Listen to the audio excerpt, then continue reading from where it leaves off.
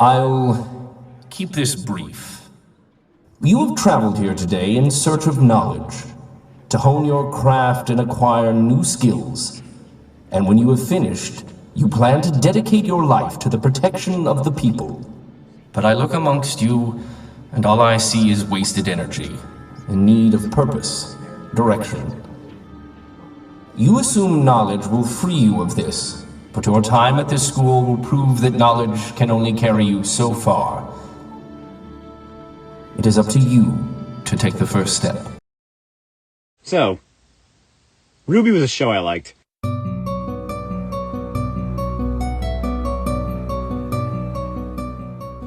Yeah, I tell you, back in 2015, RWBY was practically my favorite show. I remember I first stumbled upon it when one of my favorite YouTubers at the time, Akindale War, I miss him, made a little video talking about the series. Now, the video, by his own admission, is old, and he doesn't even like the show anymore, but regardless of that, this show and its synopsis really piqued my interest. And I didn't even really have a grasp on what anime actually was yet, other than like the Yokai Watch anime that I was also obsessed with around the same time, and I hadn't even heard of this Rooster Teeth company or this Monty fellow. I just saw the cool weapons and the action and the cute girls, and I was like, hooray, yeah, I'm on board. And on board I was. I loved this show. I loved the world, the characters, the action, the story, the music. It was all just so good. Granted, I was 10 at the time, but really compared to a lot of other stuff I liked when I was 10 years old, this was like The Godfather in comparison. However, it was around Volume 4 that I kinda just tuned out. I don't really know why, I just stopped watching. And coincidentally, it was also around Volume 4, and with the ones following, that many people felt the series was going downhill. And that sentiment is still held today, even as fans of the series are still very abundant. The show itself is now 10 years old today. Unless you count the trailers, in which I seriously missed the boat. And with that, I feel there's no better time than now to try something. I want to do an extensive retrospective on the series, picking apart every aspect I can for the entire series and the entire franchise, as well as its production, impact, and the fanbase it accumulated, all the while rediscovering why I love the series to begin with, and, catching up on what I missed out on. Now, with that explanation out the way, let's get this retrospective / review / recap / analysis / whatever the hell else I intend for this to be started. This is an extensive look back on RWBY. Part 1 of... Okay, I'll be honest with you, I haven't really come up with that much of a plan for the series, but hey, neither did the people who came up with the series, so let's just get this started. Okay, so where did this whole mess start? Well, the story of RWBY is a story of two parties, both revolutionaries in their field, combining their talents to make something... The first party was not a party, but a person named Monty. Monty specialized majorly in 3D animation. In 2007, he created Haloid, an animated short film that pitted Metroid Samus Aran against Halo's Master Chief. Or so it seems, because it's actually revealed to be this Lady Spartan, who is apparently also a Dead or Alive character, making this the best Yuri fanfiction. Oh, and speaking of Dead or Alive, later that year, he created a series titled Dead Fantasy, which was a crossover between Final Fantasy and Dead or Alive. Oh, and Kingdom Hearts and Ninja Gaiden characters were there too, because... why not? Looking at these two, you can really see that Monty excelled at animating fight scenes. Taking clear inspiration from stuff like The Matrix, Tekken, and various shonen anime and martial arts films, Monty choreographs his fights with such a laser-fast sense of speed and momentum. No character is still for a second. The camera moves in a way that captures everything. The sound design makes every hit feel impactful, and the movements of the main characters and the environments they're fighting in gives everything a real sense of weight while still being incredibly exaggerated, for the most part. Monty also takes full advantage of each character's strengths and abilities, with an expertly balanced combination of hand-to-hand combat, weapon usage, and magic abilities. And the fact that this was all done primarily by himself in Poser is still very impressive. Monty truly was a master at his craft, a genius if you will. And not only did his fans realize this, but his talent was almost immediately recognized by a little company known as Midway Games. Oh, and Namco Bandai also. Yeah, Monty did some video game work, specifically as a combat designer for Midway, for a game that didn't end up coming out, as well as a combat designer and animator for the video game adaptation of Afro Samurai by Bandai Namco. But after a little while, he left and joined this other company called... The second party was a company by the name of Rooster Teeth. Now, there's a lot of ground to cover when it comes to Rooster Teeth's origins that I'm not going to discuss in length because I don't want this video to be an hour long. I want it to be an hour and a half, but long story short, they made a bunch of comedy-related videos and web series, with by far the most popular being Red vs. Blue, a machinima series made using the first Halo game. Machinima stands for machine cinema, which no does not mean what ChatGPT tech bros think the future of entertainment is like. Rather, it refers to any kind of video, typically one featuring a narrative, made using a video game or its engine. Rooster Teeth were real pioneers in this field, and Red vs. Blue solidified them as one of the old gods of this medium, with the series becoming the most popular machinima series of all time, with all sorts of merchandise, DVD sales, and whatnot. Rooster Teeth formally hired Monty as an animator for Red vs. Blue when he met up with one of the founders of the company, Bernie Burns, at a 2009 Comic-Con, and he immediately made his presence known with this explosive premiere of a new episode of Red vs. Blue at PAX 2010. Check out the code word. That's what you... What? Wait, what are you up to? What is that noise? Do I hear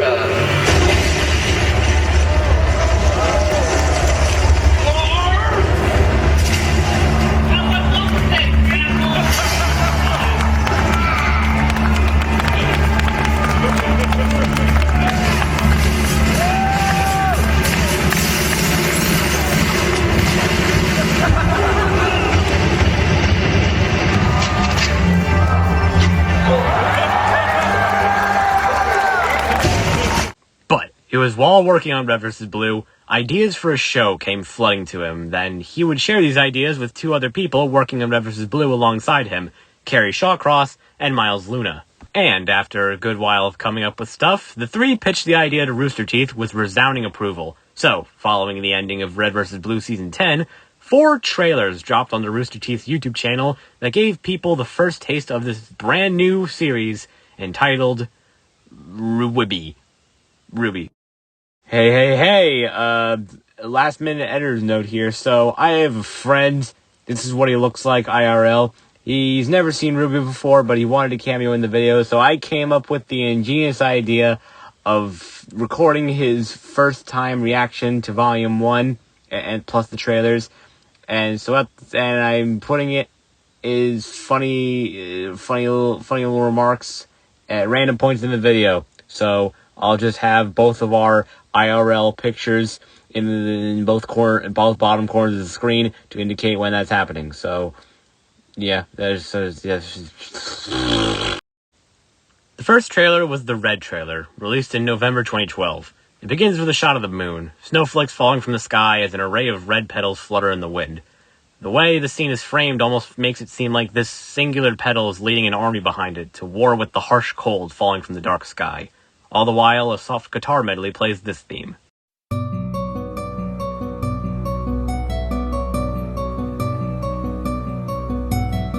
We then see a red-clad figure standing in this barren, snowy land that is revealed to be situated on a cliff. The figure is standing in front of a grave, with the symbol of a rose carved onto it, along with a name, Summer Rose, and a quote, "Thus kindly I scatter." The figure then walks through a forest as dark shrouds prance about in the distance, only to come out the other end, surrounded by dark wolf-like monsters, with growl sound effects that sound like they came from a Nintendo DS speaker. But then, right as the wolf monsters pounce at her, she leaps up in the air, and whoa, it's a redhead. Oh my gosh, she's packing heat! And oh, holy shit! Oh my god, this is awesome! This trailer kicks so much ass. It kicks ass's ass. Monty Oom's insane fight choreography abilities are on full display here. The way the black and red of this character's clothes and the black and red of the wolf's fur and teeth clash with the white of the snowy battlefield makes for such striking imagery. And couple this with the music by composer Jeff Williams, it makes for an impeccable display of speed and action. The song playing in the trailer is titled Red Like Roses, and according to Jeff Williams himself, he was inspired by the Romani-esque design of the main character, and wanted to give the music a, quote, orchestral, gypsy-esque instrumentation. And this certainly shows when listening to it, and it gives this trailer an almost legendary or mythical quality to it. And the way the music sometimes goes along with the fight choreography, it's like... it's so good! The vocalist for the first part of this track is Jeff's daughter, Casey Lee Williams, who was like 14, I think, when she sung this. Like, man, what the hell was I doing when I was 14? Oh yeah, also funny fact I learned about Jeff is that he was apparently initially horrified by the trailer, stating when he initially saw it, "Why is she killing these dogs? What is this? This a show about a psycho fucking kid slicing up dogs?" Like, yeah, come on, these snarling, bloodthirsty hellhounds probably just wanted some, like, doggy treats, and this RWBY broad just sliced them up. Like, what the hell? Oh wait, sorry, did I just... This character is Ruby Rose, which you wouldn't actually know from the trailer. She's clearly inspired by the story of Little Red Riding Hood, written by Charles Perrault and the Brothers Grimm, which itself was actually based on the popular film from the same time, Hoodwinked. Very appropriate then that Ruby's fighting wolf-like creatures. And yeah, that's all I'm gonna say about her. I'm not gonna talk at all about her actual character, because by Monty's own admission, she didn't even have a character when this video was made. Red trailer is a little bit out of character because we didn't have a character. I didn't really investigate it as much. So it's really more, Red trailer was a weapon resume. So a lot of who she is her weapon. Do you know what? That's exactly what I'm gonna do. Crescent Rose is a really cool weapon. I mean, it's a giant gun that turns into a giant goddamn scythe. Like, come on, it's so cool. And I certainly wasn't the only one to think that this trailer is awesome, because this trailer absolutely blew up. To this day, it sits at a whopping 16 million views. About the same amount of views the first episode has, actually. And it's the 4th most popular video that Rooster Teeth has ever uploaded. Goodness. And that was the Red trailer. For first impressions of the show, just from this trailer alone. Wow. Yeah. People were clamoring for more, and it wouldn't be long before people would get their next taste of RWBY content. Released in February 2013, the next trailer, entitled The White Trailer, begins with a quote about sorrow by famous scholar Macaulay Culkin, and introduces the character, Weiss Schnee. From the lyrics to the song she sings, you can tell she's based off Snow White.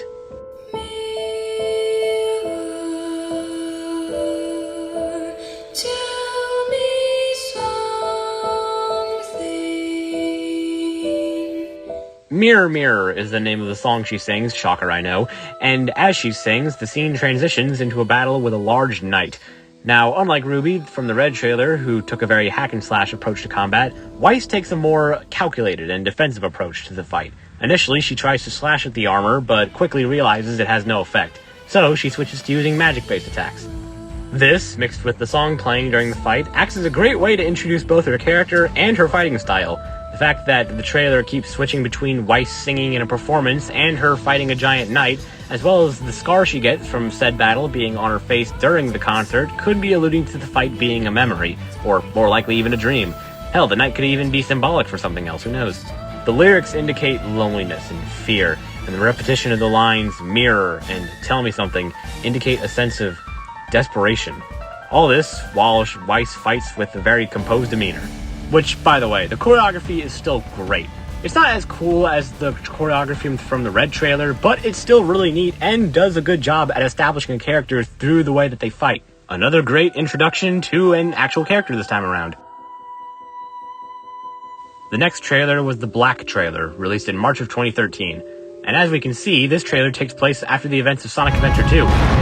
It introduces this black-haired girl with a large bow named Blake Belladonna. Blake, it's time.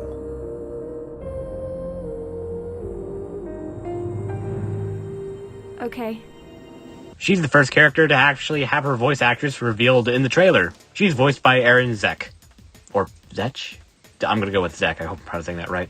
Also, Blake is apparently based on Belle from Beauty and the Beast, which I'll admit I never realized until now. Oh, and we're also introduced to this other guy, Adam, who isn't even relevant to Volume 1, so you can just ignore him for now. But yeah, these two attempt to sneak onto a train and are quickly attacked by robots. This trailer marks Jeff Williams giving a hard rock flair to the series with a song from Shadows, which, by the way, its title is calling back to the line from Red Like Roses. Like the beast descends from shadows. Now the song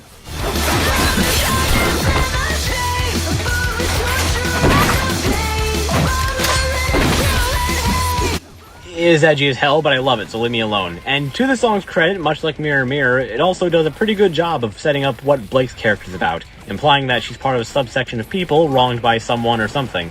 And a quote at the beginning implies that she has been wronged herself and wants to make her own way in life. Oh, and I mentioned this trailer also has dialogue. I'll set the charges. What about the crew members? What about them? Yeah, it sure is that. Oh, and goes without saying at this point that the action in the trailer is great. I don't really have much to comment on here other than I like Blake's weapon, Gamble Shroud. It's pretty cool. It's like a sword.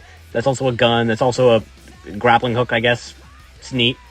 But when Blake and Adam are about to rob this train car, which, by the way, remember this emblem for later that's on the crates. That's important. I will bring this up again. This Final Fantasy VII looking boss shows up.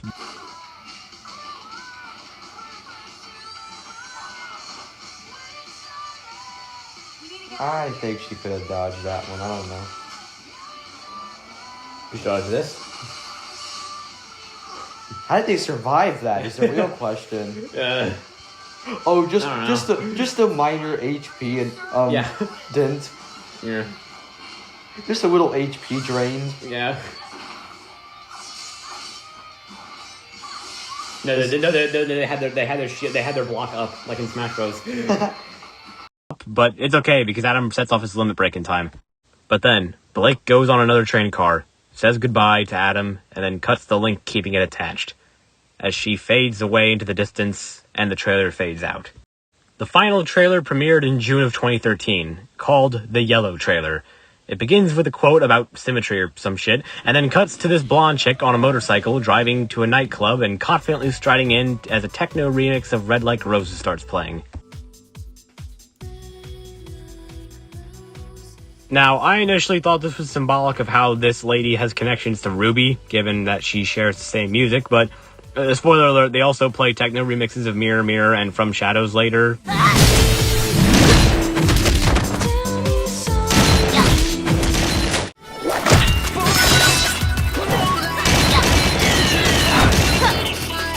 With like 30 seconds of an actual original song at the end.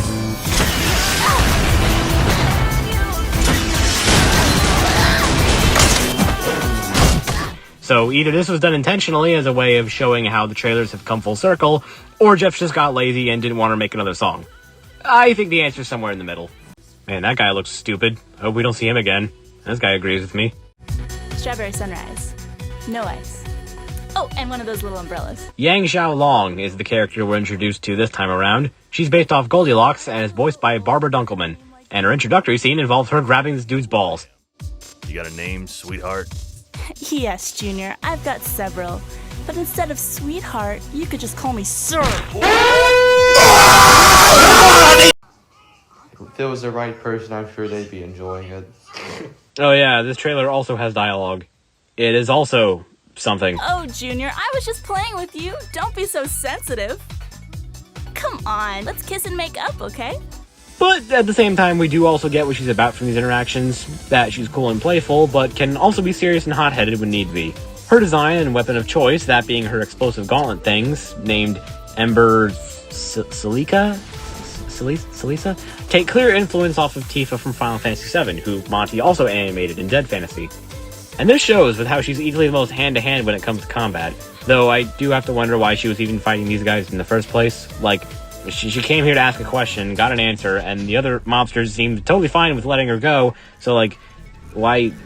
Whatever, the fight seems cool and that's all that matters. Though it can be pretty hard to tell what's actually going on sometimes, because while the red, white, and black background of the club looks cool, acts as color symbolism for the other characters, and contrasts with Yangwell, a lot of the black-clad goons are kind of hard to see as a result. But then, after Yang briefly beats up these random chicks, the mobster guy from earlier teleports in with a goddamn rocket launcher that somehow has no effect, so he changes it into a bat and starts to get the upper hand. But then Yang, I guess, also builds up her limit break and gets super pissed when this dude pulls out a lock of her hair, which I have no idea how he could have done it in the first place, but whatever. The build up to the final blow looks really cool, and that's all that matters. Oh, and also Yang is Ruby's sister. Yang? Is that you? Oh, hey, sis! And yeah, those were the trailers. If you want my ranking of them, I think that they're all great, but they get progressively worse as they go along. Pretty much the more dialogue they add, the worse it gets. Man, I hope that's not foreshadowing. But now, at this point, the hype was there. The show was being discussed all over the internet, and the premiere of the first episode was only a month away. So, without further ado, let's check out Volume 1.